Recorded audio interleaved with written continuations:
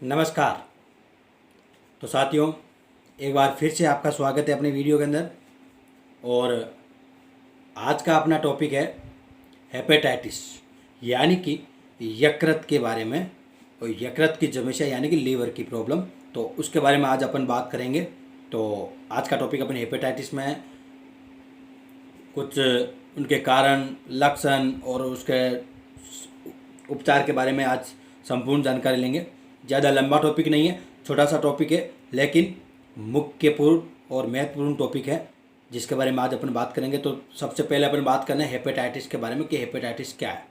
यानी कि यकृत की कोशिकाओं को हेपेटिक कोशिका कहते हैं, और हेपेटिक कोशिका की सूजन को, यकृत की सूजन को हेपेटाइटिस कहते हैं। यानी कि यकृत की कोशिकाएं जिन्हें हेपेटिक कोशिका कहते हैं, उनकी सूजन को हेपेटाइटिस कहते हैं। तो अपन ने बोला था कि आइटिस जिसके आगे लगेगा उसका मतलब होता है इन्फ्लामेशन, यानी कि इन्फ्लामेशन ऑफ लीवर। तो यकृत की कोशिकाओं की सूजन को हेपेटाइटिस कहते हैं। तो ये था इसका सब नॉर्मल सामान्य जानकारी, हेपेटाइटिस किसे कहते हैं या हेपेटाइटिस क्या होता है। तो अब अपन बात करेंगे हेपेटाइटिस के कारणों पर। तो कारण किस प्रकार से हैं, वो कारण इस प्रकार से हैं। जैसे सबसे पहला कारण तो यह है कि विषाक्तता कारण है, यानी कि विषाक्तता हेपेटाइटिस के टॉक्सिन की वजह से किस प्रकार से हेपेटाइटिस होती है। जिसमें पहला है अकार्बनिक विष यानी कि इनऑर्गेनिक पॉइजन, जैसे कि आर्सेनिक, कॉपर, फास्फोरस, सेलेनियम, इन सब तत्वों की वजह से जिन विषाक्तता होती है तो वो होती है अकार्बनिक विष यानी कि इनऑर्गेनिक पॉइजन। यानी कि जिस पशु को या जो पशु इन कंटेंट को खा लेता है या पी लेता है या खाने में इनका उपयोग कर लेता है तो उसकी वजह से अकार्बनिक विष हो जाता है, जैसे कि आर्सेनिक, फास्फोरस, कॉपर और सेलेनियम। तो इन सब चीज़ों का पशु द्वारा सेवन करने पर इनऑर्गेनिक पॉइजन हो जाता है। दूसरा है ऑर्गेनिक पॉइजन यानी कि कार्बनिक पॉइजन यानी विष, कार्बनिक रसायन जिसकी वजह से अपन बोलते हैं जिसको। तो जैसे कार्बन टेट्राक्लोराइड, हेक्साक्लोराइड और इथेन, गोसिपोल। गोसिपोल एक ऐसा शब्द है जो अपन यूज करते हैं। अपन जो कपास की खल होती है उसको अपन जब भिगोते हैं तो अब अपन दोस्तों अपन देखते हैं कि उसमें एक सफ़ेद सफ़ेद का एक लिक्विड निकलता है जो पानी को जिस बर्तन में रखते हैं वो उसको बाहर निकाल देता है। तो वो चीज़ें होती हैं गोसिपोल।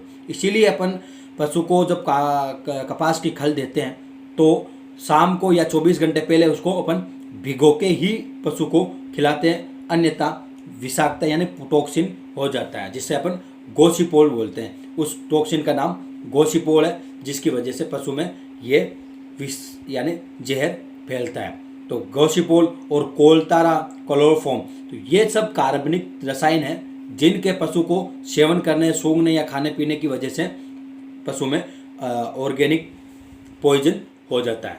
और उसी के साथ में अपन अगला देखते हैं तो उसमें विषाक्तता पौधे, पेड़, ये कुछ चीज़ें ऐसी होती है जिसमें टॉक्सिन पाए जाते हैं। जैसे अपन पहले भी कुछ अध्ययन में बात की थी, कुछ विषाक्तता जहरीले पौधे खाने की वजह से पशु में इन सब चीज़ों का असर आता है और पॉइजन होता है।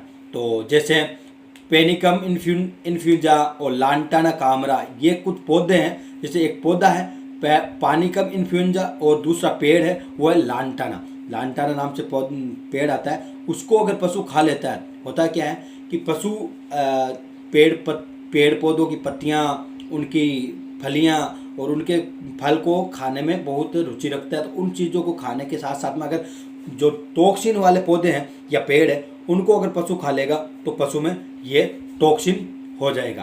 तो ये है अपना सबसे पहला जिसमें विषाक्तता हेपेटाइटिस बोल रहे थे। दूसरा है संक्रामक हेपेटाइटिस। तो संक्रामक हेपेटाइटिस किस प्रकार से है उसके बारे में अपन बात करेंगे। तो संक्रामक हेपेटाइटिस इस प्रकार से है। अब अपन बात करेंगे अगले कारण पर। तो पहला कारण अपना विषाक्तता हेपेटाइटिस हो गया, और दूसरा अपना है जो है संक्रामक यानी कि इन्फेक्शन हेपेटाइटिस। तो इन्फेक्शन किन के कारण से होता है तो उनके बारे में बात करेंगे। तो सबसे पहला है इक्वाइन एनीमिया। एक्वाइन एनीमिया अपन बोलते हैं, जिस एनीमिया का अर्थ होता है खून की कमी या कमजोरी। और दूसरा है साल्मोनेलोसिस। तो साल्मोनेला एक जो प्रजाति के संक्रामक है, तो उनकी वजह से भी पशु में हेपेटाइटिस होती है। और तीसरा है हेपेटोस्पाइरोसिस। तो नाम से ही अपने को मालूम हो रहा है कि हेपेटोस्पाइरोसिस है, तो इसके अंदर हेपेटाइटिस से संबंधित, तो इन सब वायरस या इन सब संक्रामक कारणों की वजह से पशु में हेपेटाइटिस होती है। तो अपन ने इनके बारे में बात की। तो पहला हो गया विषाक्तता, दूसरा हो गया संक्रामक कारण, तीसरा है पैरासाइटिक हेपेटाइटिस यानी कि कर्मीय हेपेटाइटिस। तो कर्मीय हेपेटाइटिस कौन कौन से हैं, वो इस प्रकार से हैं।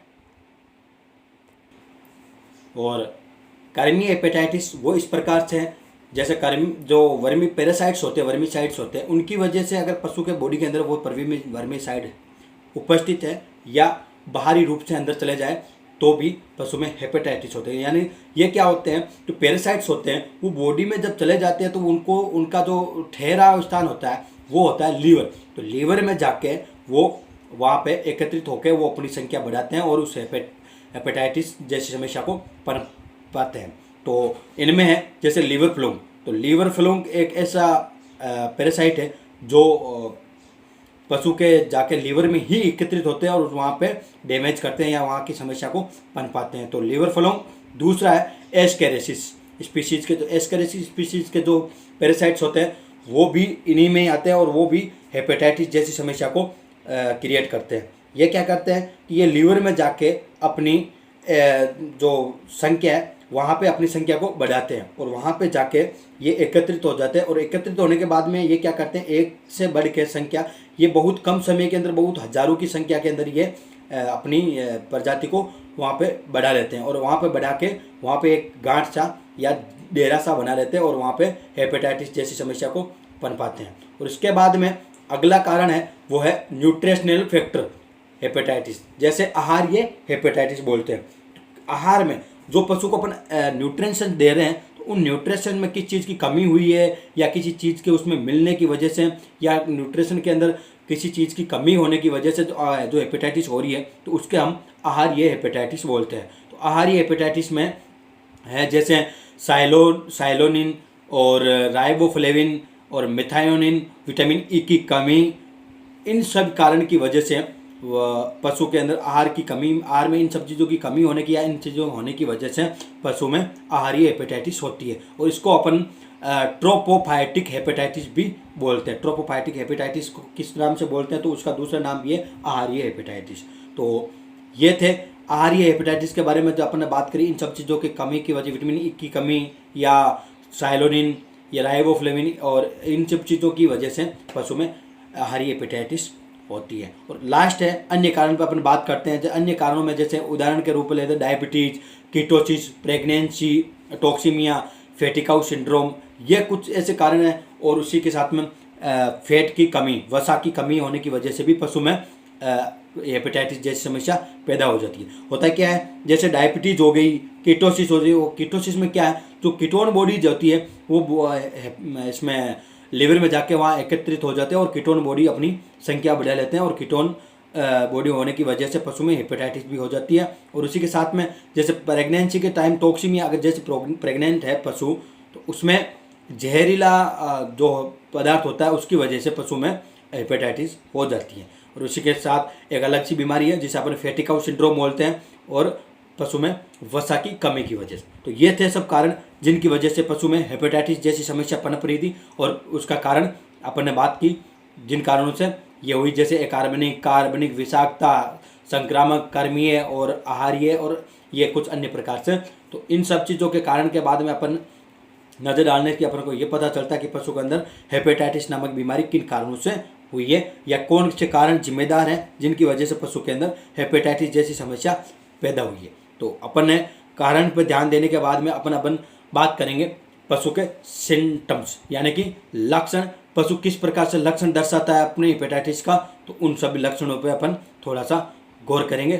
तो अपन बात करते हैं लक्षणों के बारे में। तो कारण पर नज़र डालने के बाद में अपन बात करेंगे पशु किस प्रकार से अपने व्यवहार में बदलाव करता है या लक्षण किस प्रकार से दिखाता है। तो सबसे पहला लक्षण अपन बात करेंगे कि बाह्य रूप से देखने पर विशेष लक्षण प्रकट नहीं होते हैं, केवल बायोप्सी करवाने पे ही अपने को ये पता चलता है कि पशु में हेपेटाइटिस है। बायोप्सी एक जांच है जिसमें अपन लीवर की टेस्ट करते हैं, जैसे यूरिन टेस्ट है, ब्लड टेस्ट है, इन सब चीज़ों के करने के बाद में ही अपने को ये नतीजा पे निकलते हैं कि पशु को हेपेटाइटिस बीमारी है।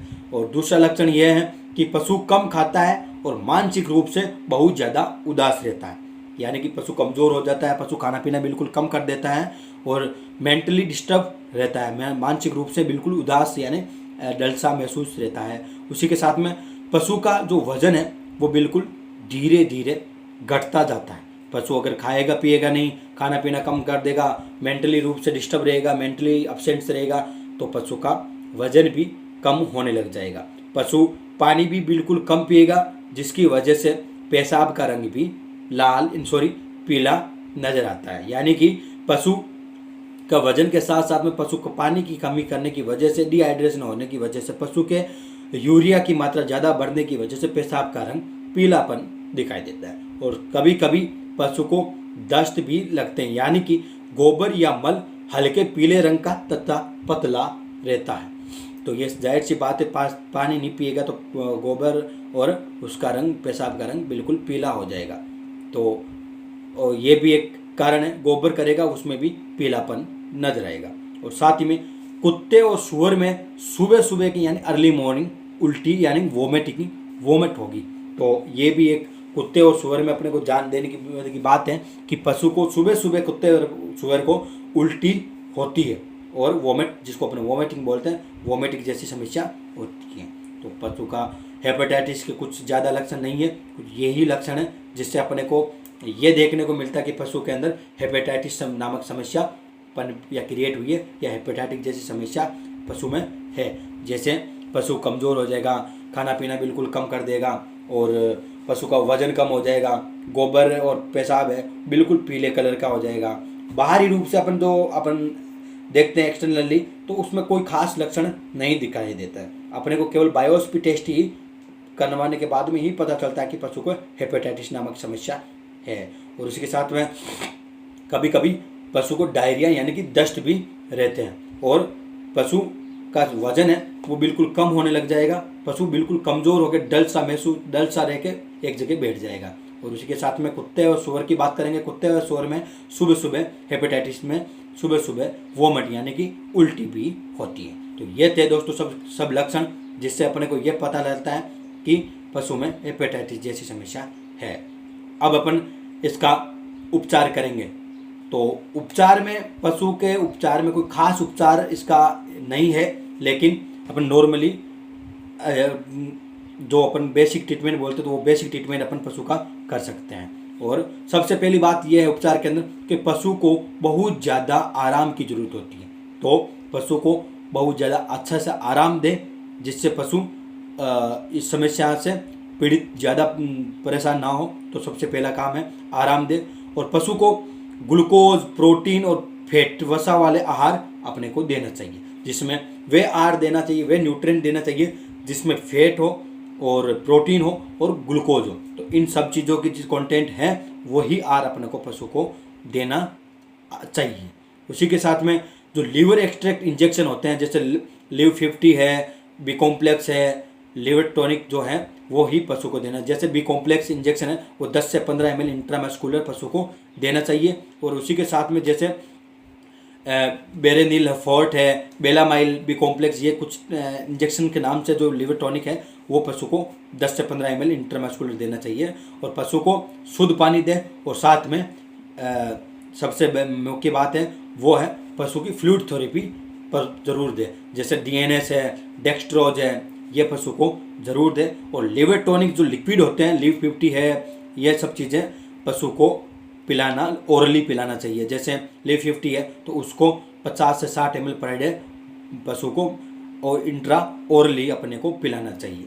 और बहुत ज़्यादा शुद्ध पानी ही पशु को पिलाना चाहिए ताकि यूरिन के साथ में जो प्रॉब्लम है वो बाहर निकल जाए। तो दोस्तों ये था आज अपना छोटा सा टॉपिक हेपेटाइटिस, जिसके बारे में अपने पढ़ा और जाना कि हेपेटाइटिस किन कारणों से होता है और क्या होता है और कौन से लक्षण दिखाने के बाद में पशु का उपचार किस प्रकार से करते हैं। तो अब हम विदा लेना चाहते हैं। नमस्कार, जय हिंद, जय भारत।